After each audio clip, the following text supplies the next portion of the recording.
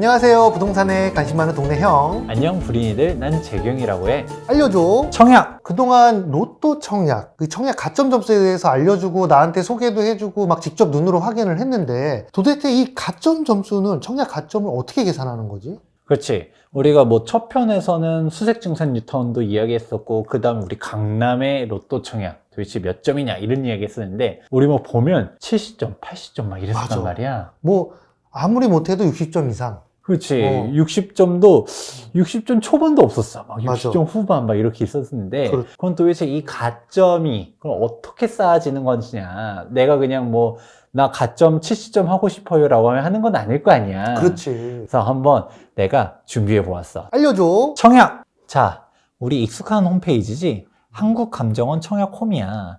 여기 홈페이지 같은 경우는 우리가 청약을 함에 있어서 항상 많이 들어가 봐야 되는 사이트인데, 이쪽에 보다 보면 우리가 그전에는 분양 세대가 어디 있는지, 경쟁률은 어디 있는지 어디 이런 있었는지. 부분들도 이야기했었었는데, 이쪽에 보면 청약 가점 계산기라는 게 있어. 아, 계산기가 있네. 그렇지. 여기서 내 가점이 얼마인지 한번 해볼 수 있는데, 내 거 좀 해봐줘. 형 혹시 결혼했어? 안 했지. 그러면 미리 말하자면 안 돼. 일단 청약이 전혀 안 되는데, 좀 뭐가 우리가 현실적인 가정들을 한번 생각해 보자. 오케이. 자, 그러면 우리가 일반적인 사람들 기준으로 한번 이야기해 볼게. 그러면 우리가 그래도 애는 2명 정도는 되려면 한 몇 살 정도는 돼야 될까? 아이 둘이고 아이가 아직 어릴 것 같으니까 보통 한 30대 중반 정도? 30대 중반에서 후반 정도로 후반 가기 가야 전에. 되겠네. 그럼 뭐 한 36, 37 이렇게 되면 무주택 기간은 뭐 한 6년 정도.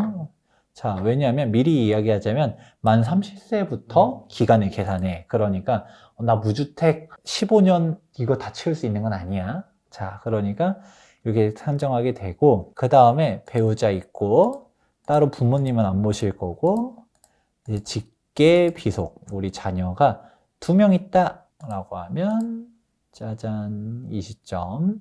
맨 마지막으로 청약통장은 그래 얘는 좀 넉넉하게 주자. 좀 예전부터 가입했다라고 결혼 할게. 전부터 했다라는 전제하에. 그러면 언제로 할까? 2010년 10년 이때 했다라고 차. 하고, 그러고 나이는 뭐 한 30이면 몇 년생일까? 85년? 한 5, 6년 정도 되는 것 같아요. 85년 이렇게 해가지고 계산하면 와, 46점. 이게 현실이란 거지. 와, 낫네요. 또 없단 거야.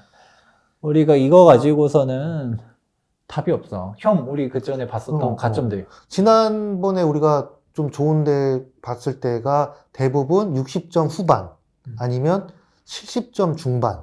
그래서 난 당연히 그렇게 나와야 되는 줄 알았거든. 그러니까 우리가 아니 그래도 이 정도면 무주택자 계속 있었었고, 부양가족도 요즘 애 2명도 잘 안 낳잖아. 맞아. 근데 애를 2명을 2명이면. 낳았다라고 해도 이렇게밖에 안 된다는 거지. 50점도 안 나오네요.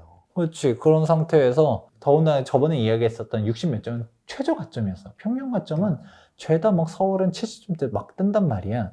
그런 상태인데, 그럼 이게 가점 계산이 도대체 어떻게 됐길래 이렇게 나오냐라는 건데, 내가 그 자체표를 한번 가져와 보았어. 알려줘. 청약! 짜잔! 보게 되면 이제 가점 계산은 크게 3가지 포인트로 나눠지게 돼. 무주택 기간, 부양가족 수, 그리고 청약통장 납입 기간, 이렇게 3가지인데, 일단 첫 번째, 무주택 기간이야. 이 무주택 기간이 사실 좀 계산하다 보면 실수하는 사람들이 정말 많아.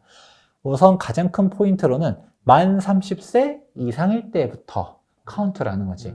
내가 예를 들어서 35이면 무주택 기간은 몇 년이야? 5년인 거겠지. 근데 내가 25살 때 결혼을 했었다라고 하면 30 이전에도 인정을 해줘.